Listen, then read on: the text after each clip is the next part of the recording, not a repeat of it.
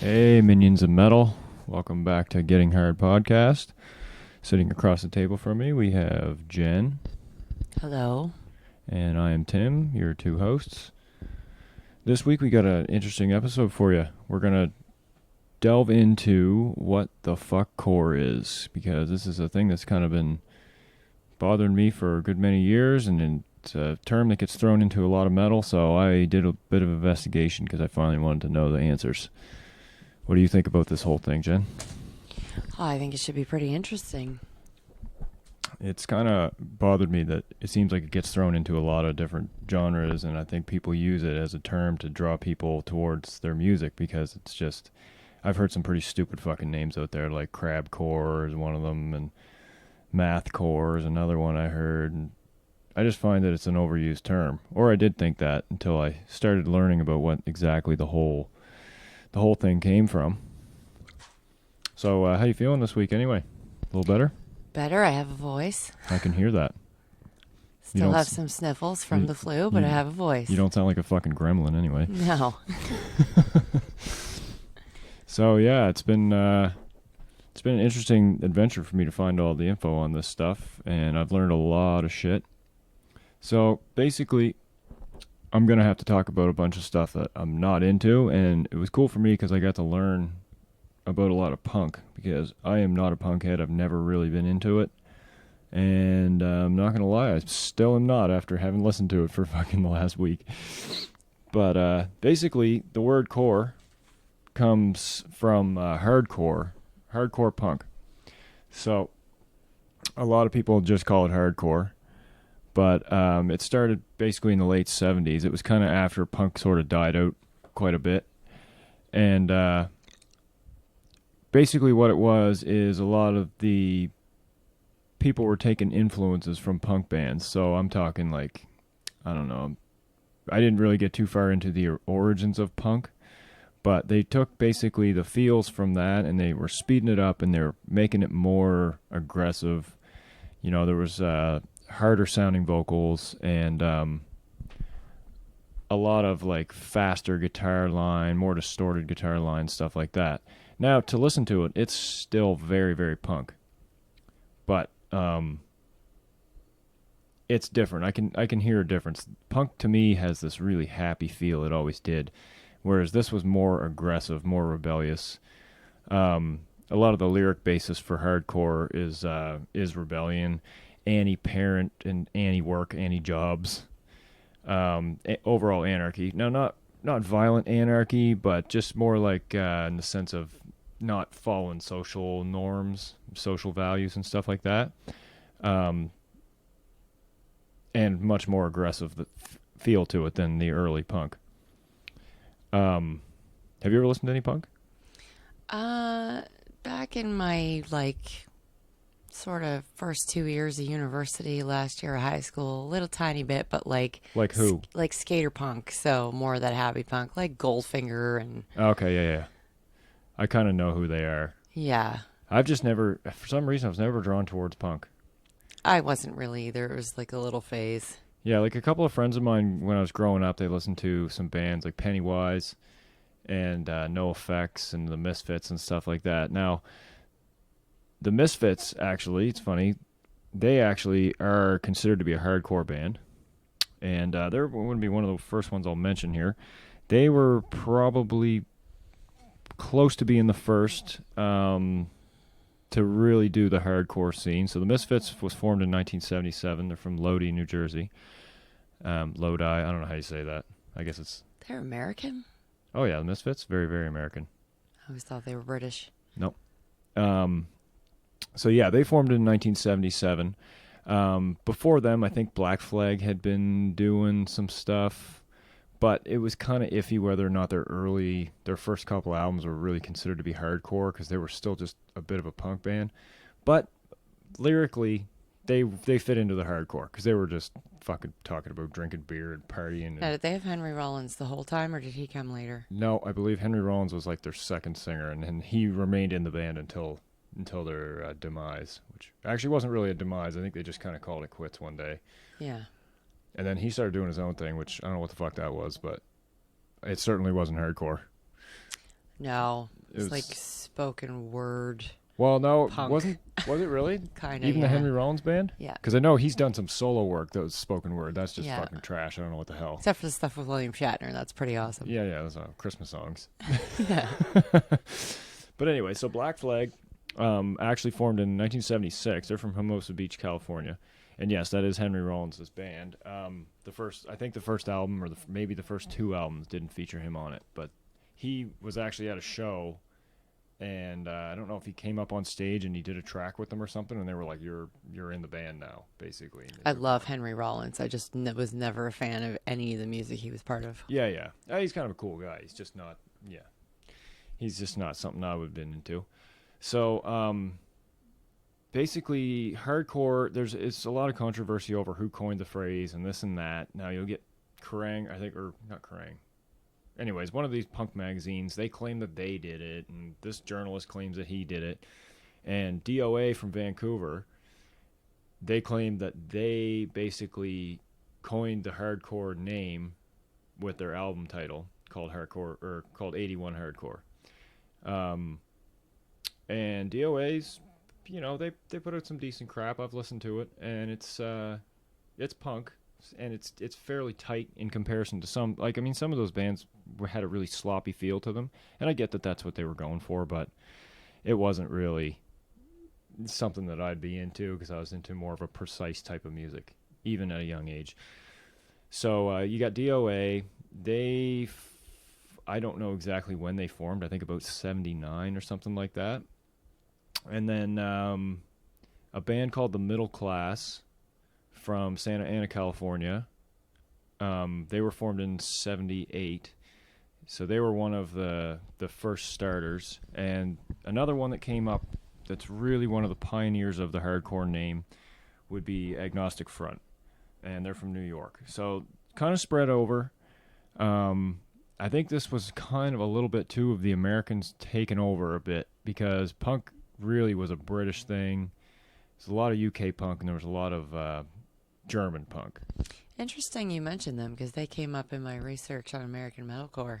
Agnostic Front, yes, because they have done some changeovers over the years, and their style has drifted. And we're going to get into more of that, too, because there's another band that... and I almost forgot about, too. There's another one that came up. The very popular band was Minor Threat. They're another one that's considered to be a pioneer of the genre. But there's actually one band I was looking at, and they have been considered to be hardcore at one time, but also metalcore. Even Suicidal Tendencies? No, not Suicidal Tendencies. Corrosion of Conformity. Ah. So Corrosion of Conformity is a very old band. I think they formed in 83 or something. They're another one that they could possibly be considered one of the firsts. But Corrosion of Conformity has gone through some big changes. Like, they're basically, in my opinion, they're a metalcore band, I guess, now, with their newer stuff. Like, anybody who's heard their latest release. I think they're still kind of punky. You think they still are? Yeah. Like, even Cast the First Stone? Yeah. Because that's a pretty metal-y song. Or, like, real hard rock. But... anyways, either way, they've really shifted their styles a lot. So that's the same thing with, like you were saying, Agnostic Front. They've been just all over the map, which I respect that. They can change it up. They can do different styles of music. And actually, that's one of the points I'm going to bring up, is that none of this is black and white. It really isn't. These bands, there was no day where they were like, okay, hardcore ends and metalcore begins. It was never like that. It was like bands just started experimenting with shit and changing up their sound. And so from album to album, sometimes their sounds would change. So after hardcore, there's a subgenre from that. And we're going to basically be talking about how this tree's off, but we're going to stick to all the things that involve the core suffix, which is basically means it came from hardcore punk. I almost just said rap. That's hilarious. But anyways, yeah, none of it came from hardcore rap. So you get, after people were playing hardcore punk for quite a while, there started becoming a few bands that were doing a thing called thrashcore, and otherwise it's also known as fastcore. So basically, you took hardcore and you sped it up, and you throw in some blast beats. This was also kind of formed around the early '80s. Um, a few examples of bands that might be considered thrashcore, which again, some of these bands have fallen into a few different genres, but Septic Death is one of them. Stormtroopers of Death, they're insanely controversial. I don't know if you know anything about those. Mm-mm. Holy crap. There's some of their lyrics and their song titles are way over the top. Just wouldn't fly in today's age in our woken world. It wouldn't. There's no way. There was I wouldn't call it anti-Semitism, but I would say there's like definitely some anti-Muslim speak. There was anti-religion, a lot of stuff that just it wouldn't go over very well today. Corrosion of Conformity comes up as being a thrashcore band. Larm from Holland, they're pretty hard. They're a pretty hard unit. They were kind of a crossover between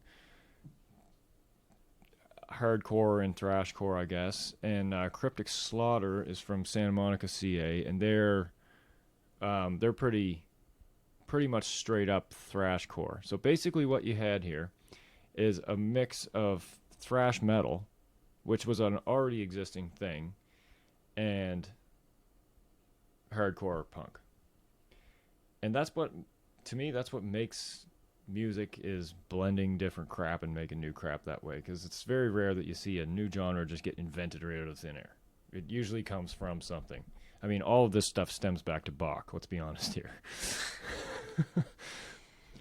So after you have thrashcore, we end up in the late 80s and early 90s, and we start seeing some stuff where basically they're taking hard metal and they're mixing it with thrashcore and hardcore, and that is called metalcore, and that is a genre that is very popular today.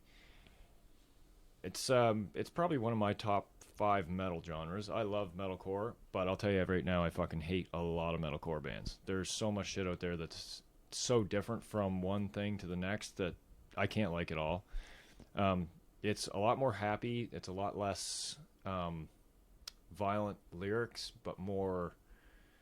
They sang about girls. They sang about whatever, like, but not like how they're the violence thing that you would have saw in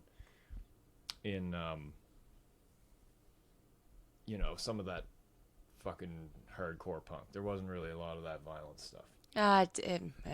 Depends on what kind of metalcore you're listening Depends to. on what kind of metalcore. That is true. Now, also, we're about to drift over to something else, which happened almost at exactly the same time, called grindcore. That is all violence. And if you were running a grindcore unit and calling it not violent, then you're doing it wrong. So, let's keep going on the metalcore here. What's your favorite metalcore band right now? Oh boy. So favorite metalcore band, I had listed 3. Which, you know what? That's not accurate at all, because I thought about it afterwards. There's definitely more than 3. But There's a lot. I couldn't sit and list all my favorites. The There's a top ton of would them. probably be As I Lay Dying. That's funny, because that's probably one of my tops, too. Yeah. Parkway Drive, obviously. Yep. Feeder to the Sharks. And then I was just thinking about it, Misery Signals, which falls into the... Yeah, Misery Signals is great. They're an amazing band. Yep. And a lot of those bands, too, like, they kind of were the first bands I ever heard do the genre. Now, maybe that could be because that's all it was there at the time. That might have been it. Yeah. But I can't tell you what Misery Signals actually sings about, because I can't understand any of their lyrics except to know that he's got a great voice. Oh, see, now, that's one thing I find about Misery Signals. You can hear every word he says. Oh, no. I can't. Now, to understand what he's talking about is a totally different thing. His lyrics are fucking, yeah, they're hieroglyphics. Like, he just can't understand words. what he's trying to get at. It's just words. But as far as the clarity goes, they got one hell of a production value going on in their shit, right? Yeah. I'd have to say, like, my favorite... Damn, I'm trying to think of what my favorite metalcore band would be. It would have to be... I think I'd have to say it's As I Lay Dying. Maybe because that holds some value to me because that was really early in my age. I was listening Yeah, to I was them listening guys. to them before I even knew what metalcore was. Yeah. Now, arguably, there's some other bands out there that could be considered metalcore. But like I said, with this whole blend thing, there's some shit that you just can't put a name on it. If you were to go look them up, they'd be under 5 different fucking Yeah. genres. You know Oh, what I mean? I gotta add Killswitch to my list. Yeah. Yeah. See, I never really got too much into Killswitch. Jesse and Howard, both phenomenal vocalists. And Oh, I agree. I agree. Their musicianship is absolutely great, but just something about their feel wasn't really my thing. Now, I mean, I have a list here of what I consider to be probably the top. At least I shouldn't say the top 5, but at least 5 of the top metalcore bands, and Killswitch definitely falls in that. Yeah. I mean, you can't say otherwise. They're one of the most popular bands in the world. Yeah. As far as that genre goes. But on that list, I got As I Lay Dying, because you can't leave them out. Tim, even being what he might be or might not be, he's amazing. I don't care what anybody says. They got hardcore fans for a reason. Yeah, exactly. August Burns Red. I'm not sure how familiar you are with those guys. Maybe just their Christmas music, but everything they've done is fucking incredible. Too much Christmas music. Yeah, they do love the Christmas tunes, but man, I'll tell you, they can nail it somehow, some way. Carol of the Bells just gets you in the feels. And of course, you can't leave out Trivium. Oh, You know, yeah. Trivium's probably one of the most popular metalcore I bands. love Trivium. I didn't even write I'd them be down. wouldn't be surprised to find out they are in the top 5, actually. And another one I threw in there because I've really, really loved this band. I love their versatility. Is Of Mice and Men. They have there's something about their sloppy feel that I really love. We watched them at Vaughan last summer, and on stage they are just an immaculate beast. It was incredible to see them do what's that song? Mushroom Cloud. We saw them do that live, which was released that year, and yeah, that was incredible. Like I'd definitely get some tickets to that show if they come. They here. are pretty versatile because they go from a song like Mushroom Cloud to To Money by Pink Floyd. Yeah. They covered Money. That's right. They did a pretty decent job of it too, actually. Just a couple of my favorites, which now I've already said my favorite is As I Lay Dying, pretty much. I might change my mind about that tomorrow, but for now, we'll go with that. But another band I really like, they're a fairly new band, is Polaris. They're from Australia. You're familiar a little bit with them. Mm-hmm. I really have taken a liking to them. I've only really known about them for a couple of years now, but they've got it going on. They really got a cool style. Their singers, sometimes I find metalcore bands, their singers can get too poppy. Do you know what I mean? Yeah. All That Wait. Remains is bad for that. Yeah. In their later days, yeah. Yeah. Oh, I their mean, first stuff was awesome. Jesus, Become the Catastrophe? Yeah. Six is one of the best fucking songs I think I've ever Yeah. heard, to be honest. And it's sad to see that a band can do that, but you know what? It's their shit. They can do what the hell they want with it. I saw as All That Remains play live. I wasn't complaining. Yeah. I really wasn't. There's a metalcore amazing. band that we're forgetting that we listened a lot to about a year and a half ago. And I can never remember the name. But I remember they came on Liquid Metal. We loved the song. All of a sudden, you know. Oh, you're not thinking of the one that did Pool Spray. No. I think you are. Just a minute here. I'll get out my. We'll get the producer here to find something for us. That's me, by the way.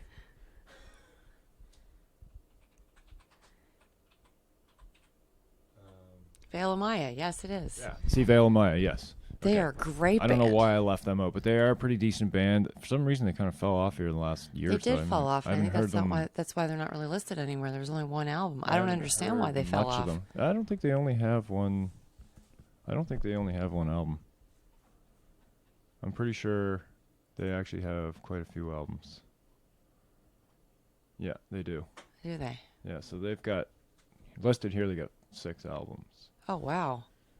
Yeah, and it says here they formed basically in 2006. Put their first album out.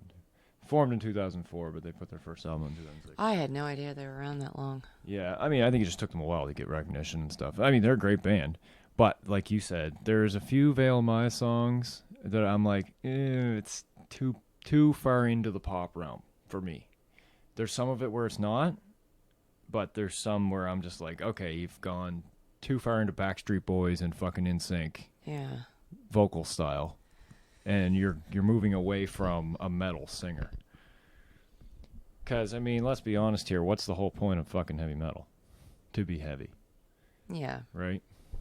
But it's nice to appeal to different audiences. But yeah, so yeah, I wish I had a thought of them. But anyways, yeah, Veil Maya, great band. If you haven't had a chance, check them out. So that pretty much concludes the metalcore section right there. Well, no. Well, not No, for it me. does not. For my end of it, it does. Well, let's go. What do you got? Well, my favorite kind of all the bands that I really, really like, not all the bands, but the majority of the bands I really like all come out of Australia. Yes. Because Australia has a massive metalcore scene. They're fucking killing it. They are.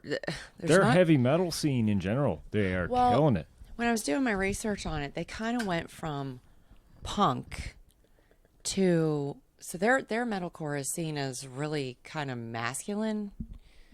So it Which is what I like about it. goes against kind of the femininity, although I'd argue some of the bands, some of their music does not go against that. But No. They basically went from the punk scene right into the metalcore scene. Yeah. There wasn't a whole lot of in between. No, there wasn't really. And metalcore in They Australia... skipped the thrash metal and the fucking grindcore and the death metal and all the shit. And metalcore in Australia is the leading metal genre. Like, that is their thing. That's if you're a metal fan in Australia, that's what you're into. I wouldn't be surprised to find out that heavy metal and bar rock are the two most prominent musics in Australia. Yeah, there wasn't a whole lot about bar rock, but... I just know that that's huge. It's huge. Except they had a whole lot of punk clubs. Like, that was the thing. Yeah. You were going to a club, you were listening to punk. Yeah, yeah. Anyway, so basically there's a couple bands that kind of started the metalcore scene in Australia. But in all the research, Parkway Drive's listed as the like driving force in metalcore in Australia. They are the most popular metalcore band. They have done the best. They're at Vaughan now every year. Really? Yeah.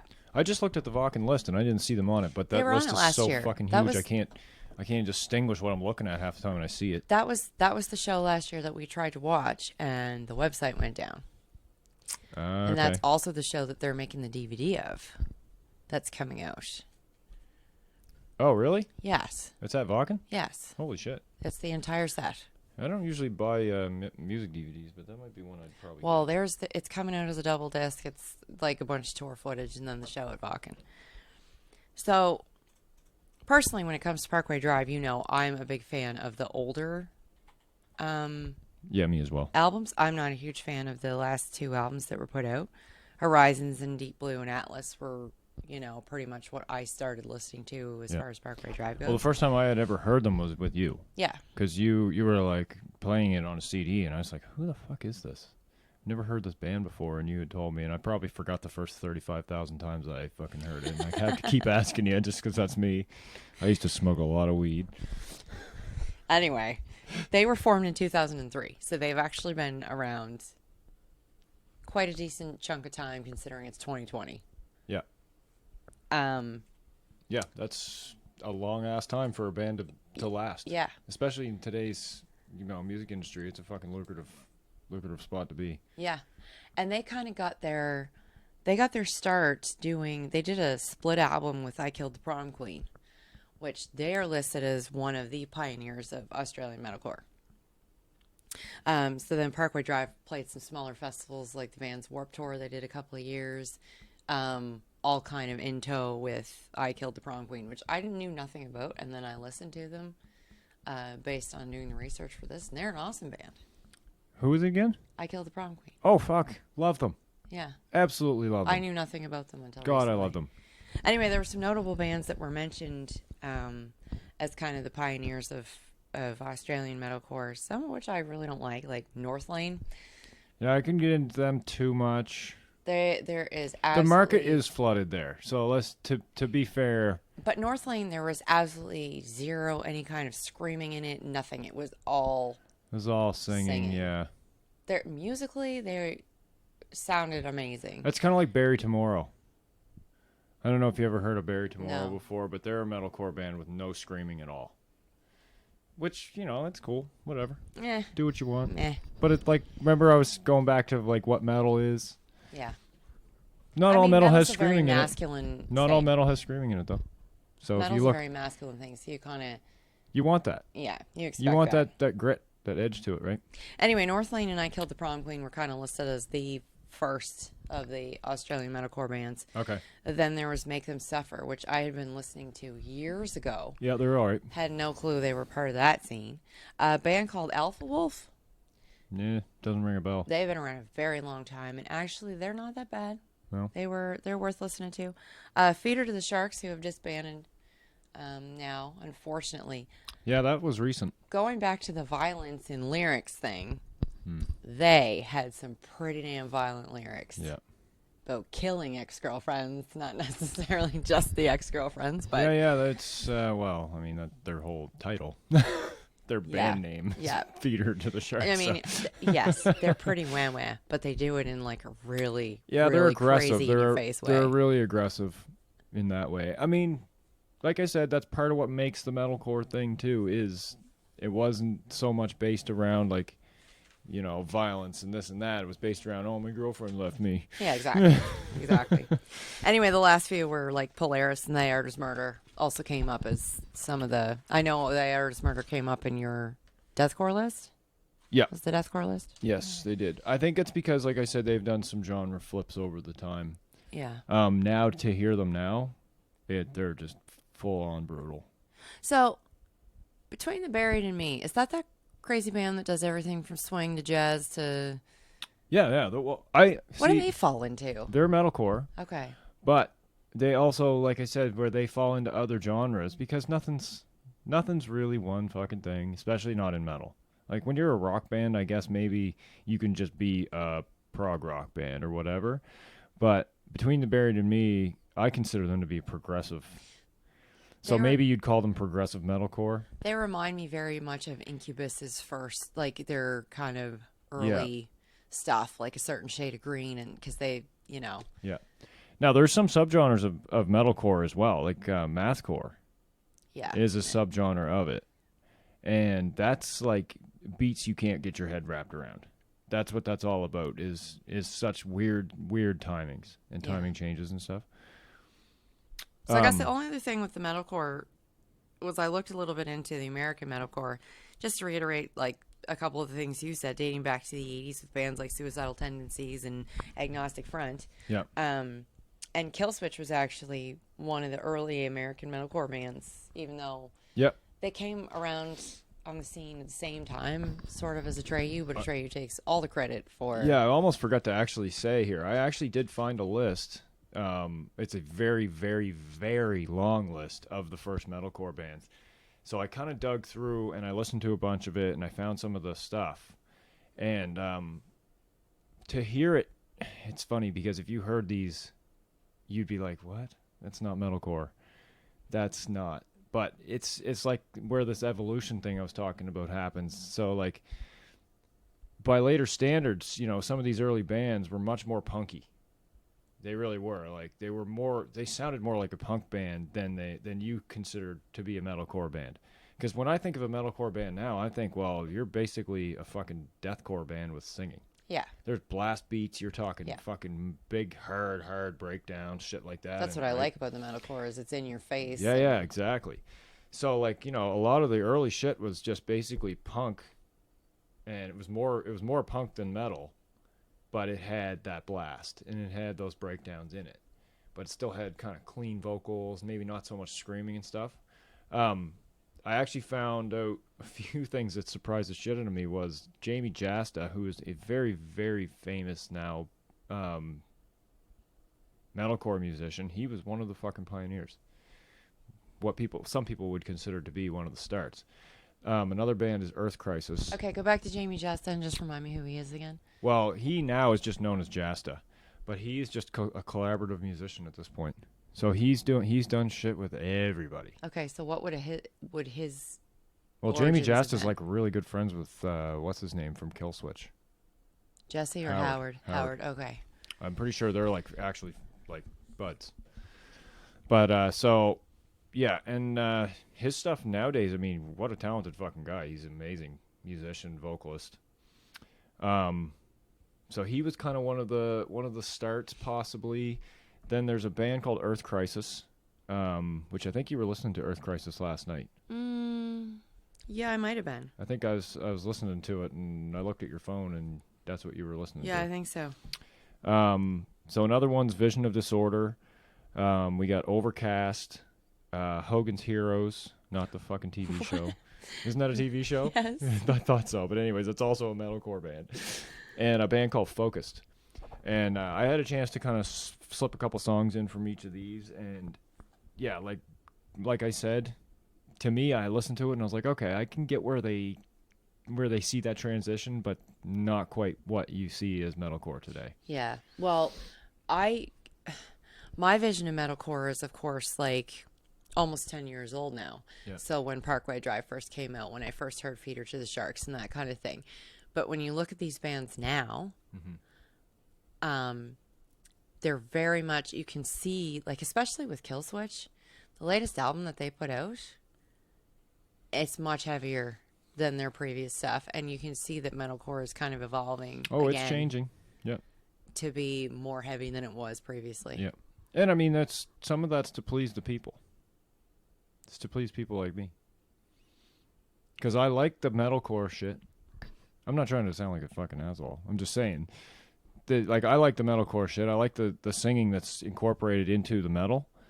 But I'm a huge deathcore fan. And so I like to see that blend. I like to see that, like, oh my God, that's a brutal ass tune. Like, I Killed the Prom Queen is a good example of that shit.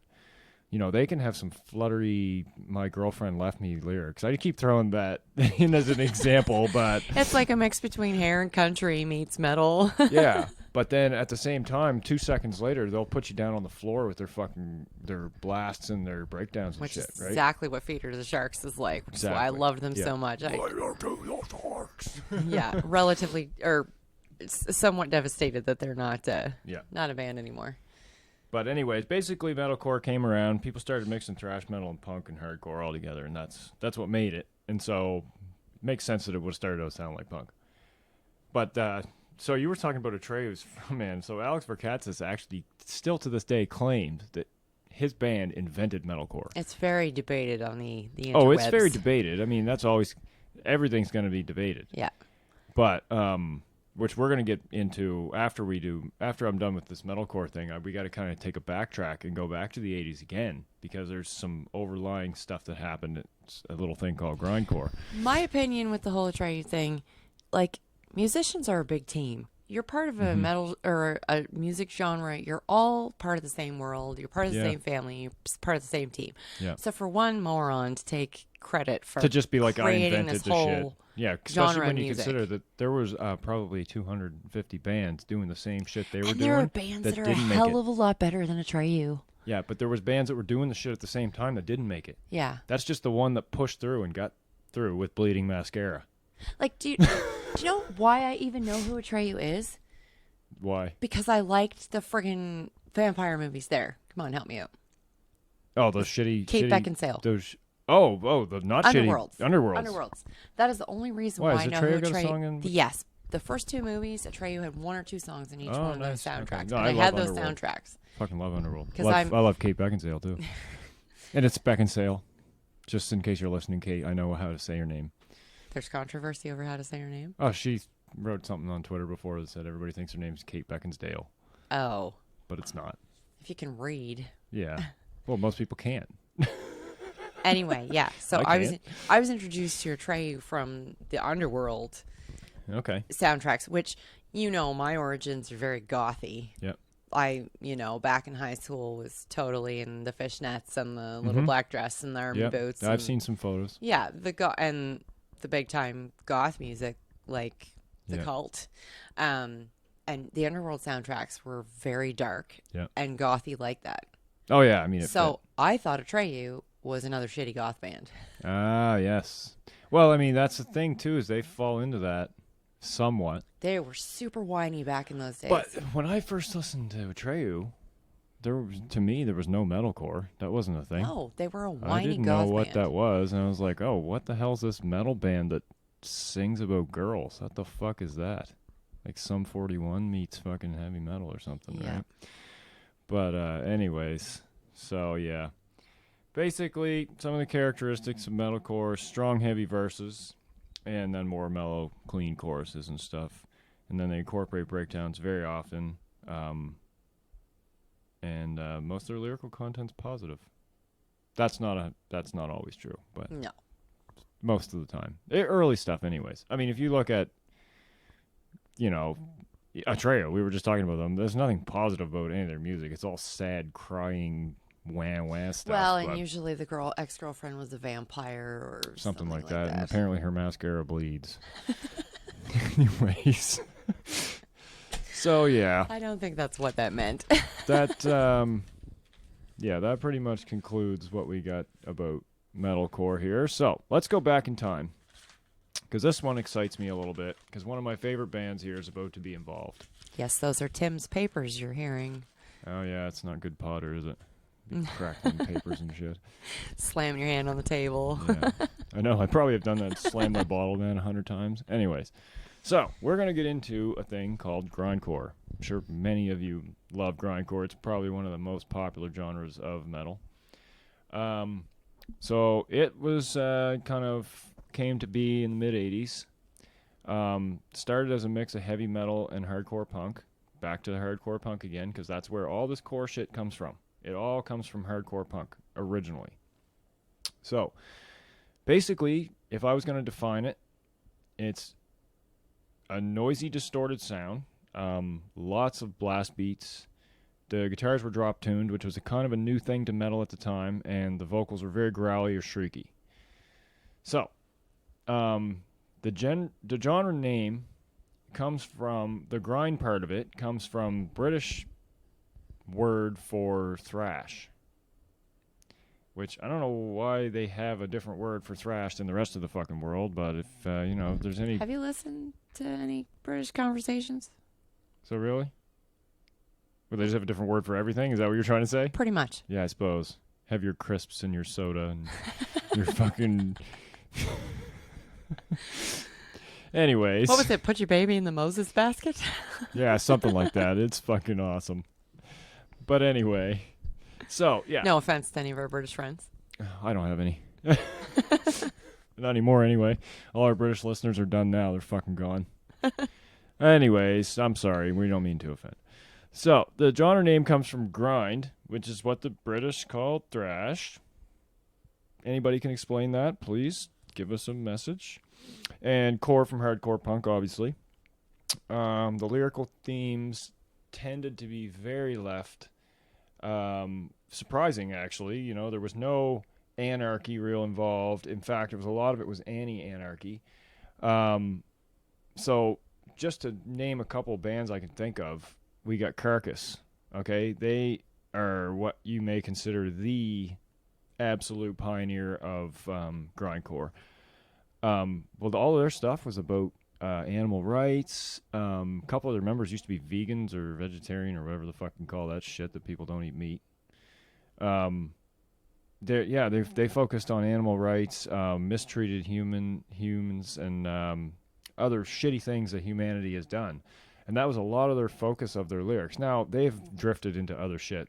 I talked about this last week. They've done a lot of medical type of stuff. Like Surgical Steel. Like if it's like mutilation, I guess is what kind of the theme would be for some of their stuff. But for the most part, it's always just been like, human rights, animal rights stuff. Like it's kind of weird because they really are good people and they just have a really horrific sound to their music, right? I love Carcass. The far left thing is really, really related to the punk roots. Not even the hardcore punk roots, but the original punk roots, because that's what punk was all about, was like that happy, let's go learn how to skateboard fucking music is kind of what it was. It was not It wasn't like that Was southern. it though? Because you look at the Sex Pistols, and that was pretty. Yeah, well, there was some examples. That was extreme anarchy. Yeah, there's some examples. Now, I don't know, the Sex Pistols really, I'm pretty sure they kind of fall into hardcore, don't they? Punk. They're just straight punk? The punk band. Yeah. They're from England too, right? Yeah. Okay. You say Like that a gutter somewhere. Yeah. That's awesome. Can you tell we fucking don't like punk? Anyways. So, yeah, I mean, as far as the the starting bands out for grindcore, there wasn't a whole lot because it wasn't a flooded market. But you got Carcass, you got Napalm Death, and you got Brutal Truth. They fall in there. There's a few others. I mean, anybody wants to find out more on this, you can find it. There's a shit ton of information about metal on the internet. Okay, so flash forward a little bit here. Does Cannibal Corpse not fall into the grindcore genre? I think Cannibal Corpse would be more like a death grind, which is where I'm going to go after this. I'm not going to really do much on death grind, but see, that's where I kind of feel like death grind is like a small offshoot of grindcore. You should ask the producers to look that up. Should I? Well, here, producer, why don't you look up Cannibal Corpse and see what kind of fucking band they are? Okay. Let's see. Cannibal Corpse. Because I do like Cannibal Corpse. They have done a ton. I'm not a fan, I'm but I have talking away respect. from the mic here, but yeah, they have done a ton of awesome shit. No, death metal, What? which is why we're not talking about them. Okay. Because don't worry, I really love death metal, but it's just not the subject matter for tonight. But yeah, I kind of thought maybe they were just a death metal band. So, and then one of the offshoots of grindcore would be like death grind. Some people called it grind death. I don't know. Death grind sounds better. So, Brujeria. Anybody who's not familiar with Brujeria, make yourself familiar with them. You may or may not like them, but Jesus, they're fucked up. Like, just beyond fucked up. All their music is anti-government. And no, I shouldn't say all of it, but a lot of their music is anti-government. Like, I bet you I heard about 15 songs in the last week that was just about political fucking figureheads. And watching them die, and hoping they die, and making them die, and fucking all kinds of other shit. Can't stand political music. Yeah, I'm not big into it. Except for Ministry, that was the only political band I ever liked. Yeah. Yeah, I never mind. There's some Ministry shit, but that's not all political. Some Ministry shit was just fun, So loving, I was in a fucking Ministry raw. during the Bush Jesus built my hot administration. rod. What? Jesus built my hot rod. No. I was into Ministry during the Bush administration. So like 2 or 3 albums that came out, It was all about Bush. all about Bush. Yeah, I can see that. And then there was Rage Against the Machine too. I mean, they're not a metal band, but Everybody loves Rage. You gotta have I respect don't for know what Rage. kind of music that is. High school music. Shit is what it is. High school It's music. fucking shit. Don't listen to it. And another death grind band that came up as being like one of the more popular ones is Terrorizer. I don't mind Terrorizer. I've heard some of their stuff and it's pretty good. But yeah, it's not my cup of tea, but you know, whatever floats your boat, I guess. Yeah, you're speaking alien to me. I don't even like Yeah. what kind of fresh hell name generator did some of these subgenres come Well, out of? Brujeria. No, not the band names. The Oh, you mean subgenres. death grind? Yes. Well, because death grind would be a combination of grindcore and death metal. I get it, but Do like, you get it? Do you really get it? yeah, I get it. Because you sound like you don't get it. It's just some of the things sound ridiculous. But the singer for Brujeria, he's quite a character, that guy, Juan Brujo. Oh, man. He is probably one of the most controversial lyricists in metal. Like, and I mean, I just heard a song.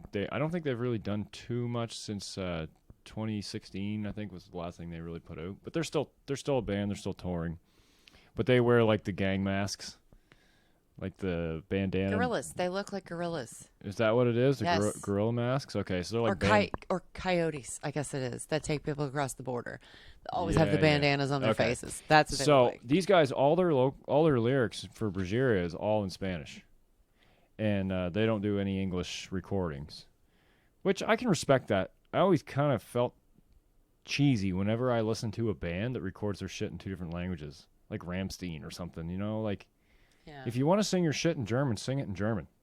Don't record it in English for us. Yeah, We I mean, don't there's care. bands we like that you don't understand what the hell they're saying. 'Cause it's Well, a different language. that's another deathcore band is The hell are they called? We butter the bread with butter. Ugh. Okay, you owe it to yourself, everyone in the fucking world, to listen to We Butter the Bread with Butter. It's my fault that this is even being brought up. It is, because she saw a cat on a CD cover and was like, we need that. Because it was like a little pretty kitty on this metal, record. Yeah, on a metal record. It's like, we got to listen to that. Yeah, and they're no. called We Butter the Bread with Butter. And Anyway. they suck. And no, they don't. They don't. They're very talented. But they have a lot of electronic stuff in their music. And, yeah, I mean, you may not like it, but give it a chance. That's how I've gotten to like a lot of the music that I like is You giving it a probably chance. won't like it. But anyway, so that pretty much is all I got to say about grindcore. So now I want to get into my favorite fucking genre We moving into the deathcore? of all time. And that's without a doubt true. So, one day I'm hanging out with my friend. He throws his CD on. I know I'm banging on the table. Well, the mics aren't on the table, so that shouldn't even pick that up anyway. So he throws in this CD. It's called The Black Dahlia Murder. And I'm like, what is this, a fucking soundtrack for the movie or something? And when I heard it, it changed how I looked at heavy metal completely. And they have ever since pretty much been one of my top favorite deathcore bands of all time. Now, if you don't think they're deathcore, please fucking argue with me. I'd love to hear your shit. But I think they're deathcore. They, however, did not really pioneer the brand. So basically, deathcore began in the early 2000s. Some people will say that Suffocation, which I love Suffocation, but I will admit I hate half of their music. Because half of their music is super amazing, well-produced, amazing shit, and then half of it I find is just doesn't sound good. I don't know, maybe it's just me, I don't know. Something wrong with my ears. But, so, I do love Suffocation, though. And Dying Fetus is another one. So these bands were not considered to be deathcore bands. These were long before deathcore was ever even a fucking thing. Like, we're talking, I'm pretty sure Suffocation was formed in 88. Maybe even earlier than that. I don't know about Dying Fetus. I don't know when they came out. But they are basically considered to be predecessors of the genre, and that's because they have huge hardcore punk influences, and they used a lot of breakdowns in their music before anyone else did. So that's kind of where they got... And they were just, basically, I'd call them a stepping stone from one thing into deathcore. I looked up to try to find out who started making deathcore as we know it today, and surprisingly I found out that Heaven Shall Burn was one of the first bands to ever put out an album that was considered to be deathcore.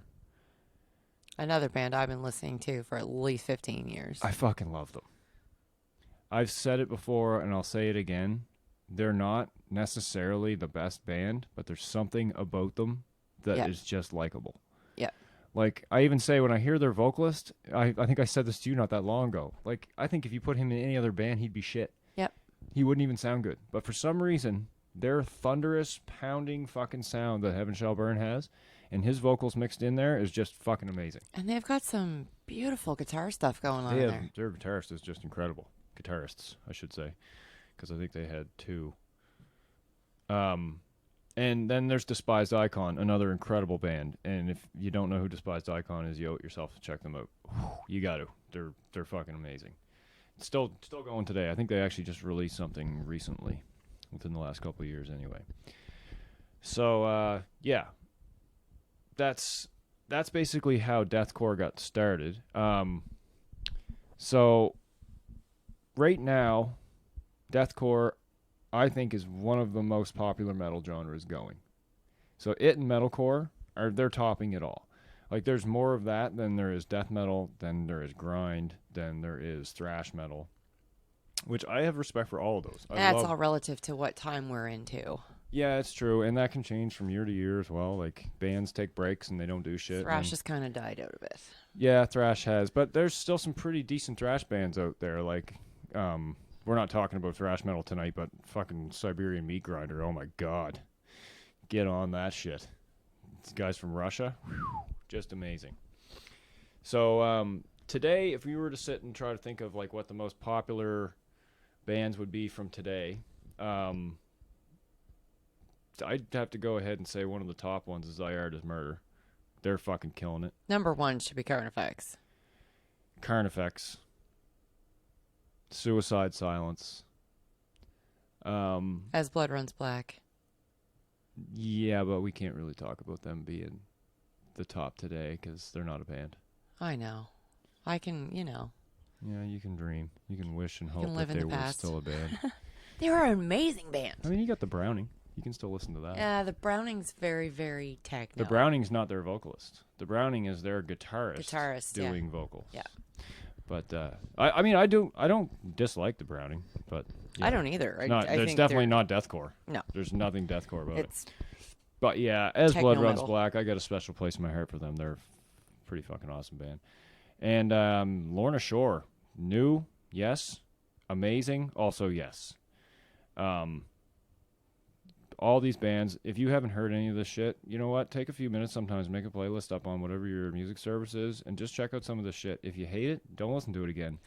But there's a good chance you're going to hear a ton of shit that you've never heard that you might really, really love. Because I didn't really know who Lorna Shore was until probably about a year ago. And I didn't listen to them based off their name because I was reading a book by its cover and it sounded like shit. I wish I had have listened to them a long time ago. But they have got some controversy going in their life right at which this we'll moment. talk about in a few weeks. Actually, yeah, we're going to do an exciting episode. We will get into that. But so yeah, their singer's actually kaput. He's gone. They kicked him the fuck out. But they just released a record like 5 days ago, and holy shit, it's amazing. Yeah, that first track that they released off of it is crazy. Yeah, King of Deception. Yeah. Yeah, amazing. Check it out. Another one I threw on this list for being the top bands today, I think it might just be because I have a special affliction for this band, is Aborted. You know yourself. Aborted's one of my favorite bands. Mm-hmm. But Aborted can be considered to be so many different genres of music. I've heard people say, no, they're grindcore. I've heard people say, no, they're just straight death metal. They put out an album called Strike 9.213. That album is pretty much deathcore. It might be the only one they've done in that genre, but if you get a chance, listen to Strike 9.213. It is a deathcore album. Global Flatline's the only one I can handle. Yeah, see, that's not deathcore at all. That's gore, grindcore, metal, death metal. It's heavy metal, people. And it's violent as fuck. But anyways, so like, yeah, I like Aborted, but they don't really fall into the genre fully because they've done some of the work that is required to be a deathcore band, but for the most part, they've also really just done their own thing. I mean, my four favorite bands that I can think of is Suicide Silence. I mean, I heard Wake Up by those guys, and I didn't know what the hell I was listening to. The Black Dahlia Murder, obviously, Nocturnal. Whew, listen to it. It's fucking incredible. I'm doing that way too much. Carnifex. Carnifex is venturing into black metal now, so they're Somewhat. changing. Somewhat. They're getting the more symphonic Yeah. type stuff. Yeah. But I mean, I love them. Ever changing. Just make your stuff better. Yeah. That's, to me, they're doing the work. If you're not gonna change your stuff up and improve your sound and do what you want to do with it, then you're not really doing anything and you might as well quit. Speaking of change, you have not mentioned In Flames. Then do they not fit into one of these? No. In Flames is melodic death metal. Are they really? Yeah. Or they're Swedish melodic death metal. So I mean, sometime we'll get to talk about In Flames. I love In Flames. I don't like In Flames new stuff, but yeah, I still love them. I saw them live and it was amazing. But yeah, no, they don't fall into any of the core. Okay. Any I of the wasn't core sure stuff. if they maybe fell into No. the deathcore a little bit with some of the stuff they've No, done. they do a lot of fluttery, floaty, melodic type music, right? Yeah. And Anders is he's a singer. Like he Yeah. really has like a singing voice more than he has a screaming voice. Not to say he can't get down, because I'll tell you he can. So yeah, there's Suicide Silence, Black Dahlia, Carnifex, and I can't leave out Aversion's Crown. Those guys are brutal. They're from Australia, and yeah, I love them. Australia is pretty much putting out some of the best music. I've realized I need to go to Australia. Well, maybe we want to let things settle down a little bit. That's nice and warm there. It's a hell of a lot warmer than it is here. Anyways, I'm really sorry about what's happening in Australia. Actually, that's pretty fucking sad shit. But there's a lot of benefits going on. A lot of metal bands are coming together and they're doing some good stuff. It's good to see people come together. Yep. Parkway Drive did a massive benefit. Yep. I was trying to think of who else it was that I just heard did. Oh, the Wiggles. Yeah, I was just going to say, it was the Wiggles. It's the Wiggles. So yeah, guys, the Wiggles, not deathcore. For those of you who don't have kids, kids are a beautiful thing, but there are certain things, such as the Wiggles, Yeah, if they ever make say it painful. like, I want to listen to the Wiggles, be like, no. Tim Or- and Jen or- told us no. or as we've learned, the Doodle Bops. Well, they're American though. Still, Yeah, any of that shit. ear bleeding. It's great. Kids need it. We don't. That's why we. That's why we have fucking Aborted and Lorna Shore. So that's my thing. That's what I got on deathcore. So what are we taking away from this for the people? There are a couple of bands they really need to check out if they have not listened, such as Heaven Shall Burn. Yeah, check out Heaven Shall Burn. They're from Germany. There's lots of material. They've to been go around through. forever, and they Yeah. just released new material too. Yep. Last year. Even though Feeder to the Sharks is now defunct, Dad, listen to it. The maybe music not their didn't maybe not disappear. their first album. The music didn't disappear. There's some auto tune going on there. Yeah, that first album was terrible. Second two were I good. believe one time I made a tweet and it said, "What the fuck with auto tune in heavy metal?" Mm-hmm. And yeah, I just don't. I'm like, I don't know what the fuck you thought you were doing with that, but anyway. Who else do you think? If you're gonna check out Parkway Drive, start with Horizons. Yeah, definitely, it's a good album. Check out Bergeria. You may not like them, but sometimes you just need to learn.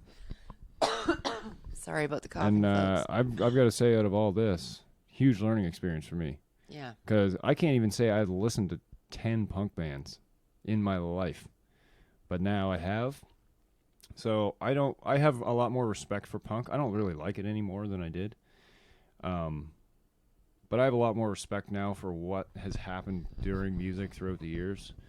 Especially knowing that a lot of what I like came from it. Mm-hmm. And it's kind of, that's your ancestry of your music. You got to know the shit sometimes. It helps you understand where, Aborted came from when they were making their grindcore album. And there's some great characters that came out of those early years. Like we talked about Henry Rollins. Yeah. He's got a... I mean, how else are you going to listen to spoken word Christmas songs, for fuck's sakes? Henry Rollins in the past year put out a comedy / motivational / spoken word special on, I think it was Netflix. It was either Netflix or Crave TV. I watched it. I loved every minute of it. I hated I told this story to you before. I hated that guy. I hated him even more when I saw him in Sons of Anarchy because he played this ridiculous neo-Nazi that... Oh, he was in Sons? Yes, he was in an entire season of Sons of Anarchy. And then over the past few years, I've gotten to know him as more of this like humanitarian, this down-to-earth guy. He's weird, but he is just, I don't know. He's probably, not personally, because I don't know him personally, but if I was to list my top celebrities, I think he would probably be in the top 10. Yeah. He's an interesting guy. And then this Christmas to hear him doing, what was it? With William Shatner? Jingle Bells? It was Jingle Bells. Don't listen to it, people. Don't listen to her. Oh, no, it's She's great. full of shit. It was great. It's fucked. I don't even know what the hell. Even our kids loved it. Yeah, they don't have an opinion. So, yeah, a couple other bands I can think of. Don't listen to Atreyu. No, I'm kidding. Some Atreyu shit's actually pretty good. If you feel like you need to cry for a little bit. I thought they were doing really well with what they had going on. I remember I went out and bought Lead Sales Paper Anchor. And it ended up being... You don't even need to go on from your story there. That's just telling It all. ended up literally being one of the worst CDs I think I've ever purchased. Spend money on.